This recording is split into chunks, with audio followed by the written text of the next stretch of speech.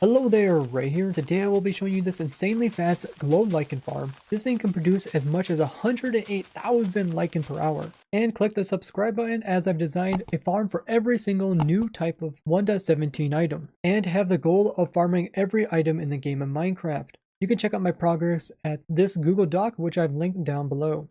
Lichen is a new 1.17 block that can be naturally found inside of caves. It is one of the first blocks in the game that has a unique ability of adding texture on top of other blocks, making it great for builds. It also doesn't normally grow, so you don't have to worry about it spreading about. With its ability to be easily applied to large builds or unique looks, you will definitely want a lot of this item. And that's exactly what this farm is dedicated for, producing a lot in a short period of time. It's quite simple to run. This is on and off switch right here. Then you just hop into this hole right here, close the trap door, and then you can aim anywhere. Then you can just hold down the left mouse button, where it will produce 30 glow lichen per second. You can also AFK this by holding down left mouse, then holding down F3, and tapping T, and then releasing all the buttons when this comes up. Then this will automatically hold down the last button that you had down on your mouse, which is your left one. So now I have no hands on my keyboard or mouse, and it's automatically produced in lichen. You can also press Tab Alt to switch over to a different window.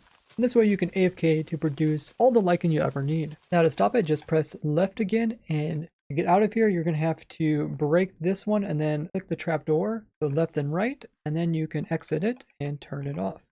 If you're curious on how I design up all these crazy farms, I do all my designing live on my Twitch stream, and I stream every Wednesday, Friday, Saturday, and Sunday. All those streams are also saved afterwards, and you can watch them anytime to see how any of my things were invented. This farm is only possible because of a new change made in the current snapshot. And that is when you break a lichen block, it won't just drop one lichen, but instead will drop one for each side that it occupies. So I have an example here to illustrate it. So before, if you would break this block here, it would normally drop one lichen item. But now they made it so that it will drop one item for every side that the lichen occupies. So since this occupies 4 sides and a bottom, it's going to drop a total of 5 of them. So let's go ahead and hop in there. You can see it picked up 5. Normal vines can also encase several sides of a single block. And if we go ahead and mine these up, you will see we only get 1 vine. So this only applies to the glow lichen. And for us to obtain glow lichen as an item, we do need to use shears in survival. This means it does use up some durability. Having unbreaking makes the shears last longer, and having efficiency can make it so that it's instant mine. So if I go ahead and just click, you see it immediately breaks. You can also instant mine it with an axe, but even with silk touch, it's not going to provide the item. So for the fastest speeds, you'll want to have efficiency 5 shears. You can also have a haste beacon, but it doesn't really help as it's already instant mine. The entire build is pretty simple, so I'll show you guys how you can quickly build this up and explain how the different parts make it work. So first off, we're going to start with a 6x6 platform, and we're going to place in the chest just like so. These are the chests that's going to store all of the lichen that come off the farm. So if you want more storage, you can add it down below, or you can add in a dropper system that goes into shulker box loaders. Because the farm can produce so much lichen, we need to put in a total of 12 chests to keep up with all the items that it produces. So this is the shape which it's going to form. Next up, we're going to place cakes in these locations. You can also use honey blocks, whichever you think is cheaper. Then we place in a trapdoor like this and a wall. All the items that come off the farm are going to end up on a single block area, and it's our job to spread these items out among 12 hoppers. Hopper minecarts are the fastest at picking up items, but they're unable to actually push items into containers despite them having a funnel just like a normal hopper inside of them. Because of this reason, we do need those hoppers on the ground to pull items out of them. At most, we can have 4 hoppers pulling out a single hopper minecart. If we do F3 plus B, you can see how big the hopper minecart is. And we want it to be touching these 4 hoppers here. But it doesn't need to be completely over the center of each of them. Instead, we just have the hopper minecart hanging over the corner of this hopper right here. And it's also partly hanging over top of this hopper as well as this one. And that's what we have the cakes for. We could drop the hopper minecart in here and just nudge it so that's sitting over top of 4 of them. We can do the same thing on this side with the rails minecart and moving that block. And then we can come on from this side and nudge it into that corner. Those 2 are in the proper location.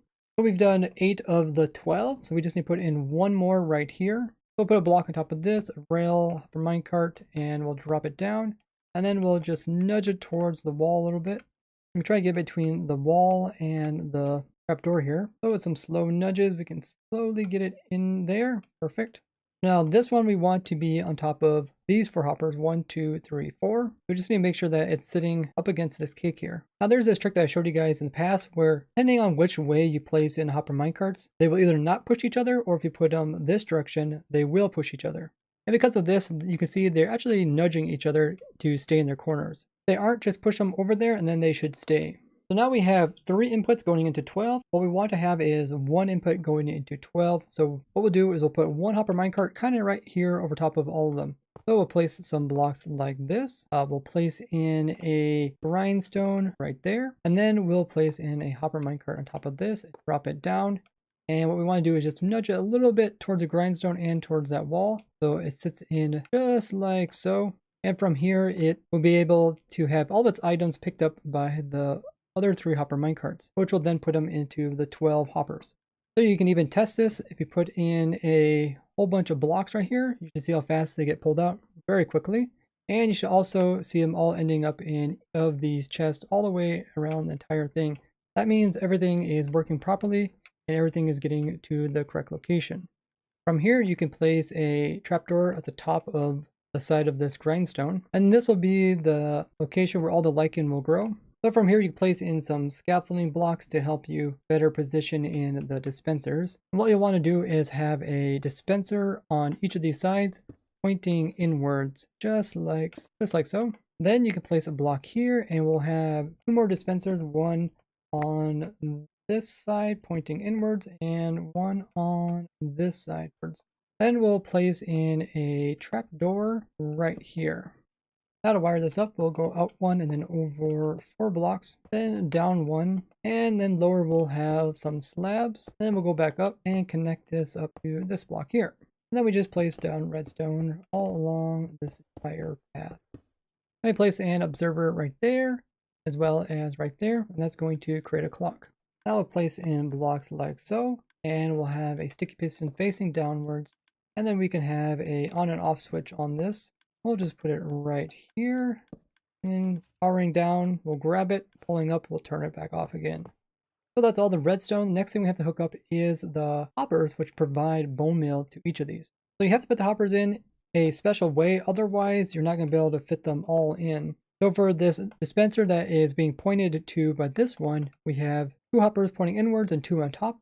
And we do the same thing for this opposite side. Both of them go into this one. For this dispenser here, we have 1 on both sides. Same for this one. And then for the other 2 dispensers, we have just like that and 1 there. And also 1 down there on top, as well as 1 straight down. So it will end up looking like this. Now the reason why we have 2 hoppers going into each dispenser is that the dispenser can use 2 bone meal in the time it takes for 1 hopper to provide it 1 bone meal. And because of this, if you only use 1 hopper, it's eventually going to run out of bone meal. So by having 2, it will always keep up with it. Now we just place our chest full of bone meal, or you can hook this up directly to some other source where you have bone meal. So with the chest in place, it looks like this. So next up, we need to put in lichen for this dispenser to bone meal, as well as this one.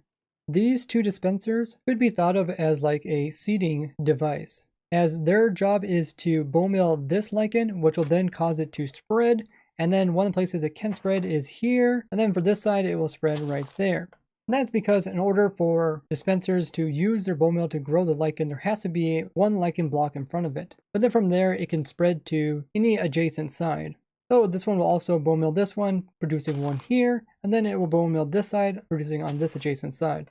But that doesn't affect the farm, because once those locations are already filled in, then every time it bone meals, it's always going to look for the 1 empty spot, which will always be right here. So with this new lichen here in the center, these dispensers, all 4 of them, can now bone meal this lichen block, and that will allow it to spread onto additional sides. And with 4 dispensers, it can produce it on all 4 sides, plus the initial 2 sides, which is a total of 6. So every time the player breaks it, it can place in all 6 of them after 4 game ticks, or 1/5 of a second. So that's why there are so many dispensers all with bone meal. Place in all 6 sides almost instantly. Now the entire system is being powered by this observer clock. When you move one down into another one, it's going to create some fast pulses going back and forth. And even though it doesn't really appear that the redstone is turning off, it actually is, and this is what powers the system so quickly.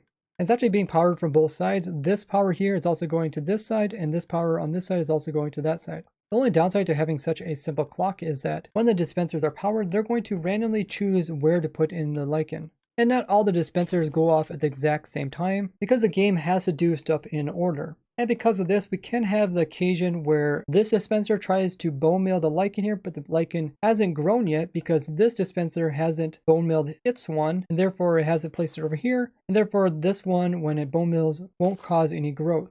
And I can illustrate that just by powering this entire system one time. So if we go ahead and look in the center here, you can see that this side didn't have any lichen placed on it, nor did this side. And this is due to the update order which dispensers get chosen to be powered. But it is possible to give the correct update order so that all 6 lichen are placed in instantly in the correct order. So what I got here is just a simple example where we are updating the dispensers that are on top with a repeater which will go before a comparator. So those are going to be powered, and then the bottom ones are going to be powered. And currently there is no lichen in here. And let's go ahead and push this button, and you'll see that with a single pulse, we were able to get all 6 sides. And this is consistent, so you can get all 6 every single time. And you can see once again all 6 sides. So if you want 100% consistency, that is an option. I just went with a simpler clock because it was a lot easier to design, as well as build for your survival world. And with this clock that is putting off so many pulses so quickly, rarely will you ever notice that there is a lichen that doesn't spawn in instantly, because it has a couple attempts to actually place in the lichen. So if I just click, you can kind of see how that left one was a little bit slower at filling in, but most of the time you can see it does a pretty good job putting them all in instantly. Let's go ahead and give the farm a try, make sure we built everything correctly, hop in here, and then we just hold down left click. You can see items are coming off of it, but they're being picked up by the hopper minecart underneath. Everything's working great, and you've just made yourself an insanely fast low lichen farm. If you don't think that you need this fast of a lichen farm, I've also designed this very simple one right here. Or if you want to make this infinitely automatic, meaning that your shears will never break, by having mending on them and attaching this to a XP source like Pigman Portal Farm, in the same kind of setup that I did with this lichen farm, you can constantly break in the block while having your shears being repaired. But in order to pull that off, the player does have to be within view of the aggro pigman, meaning that you'll have to have this trapdoor open, and the pigman will have to be able to see you through one of these cracks along the edges. But if you choose just to use a single unbreaking shears, it will get you almost 90 stacks of lichen before you'll have to repair it. So it really depends on how long you want to run the farm. If you'd like to check out more simple farms for your survival world, I have an entire playlist which I'll link below. And while you're down there, leave a like on the video as well as share the video. I've also provided the world download, which includes all the 1.17 farms, which is also in the description. I hope you enjoyed this video, and I will see you guys in the next one. Bye bye!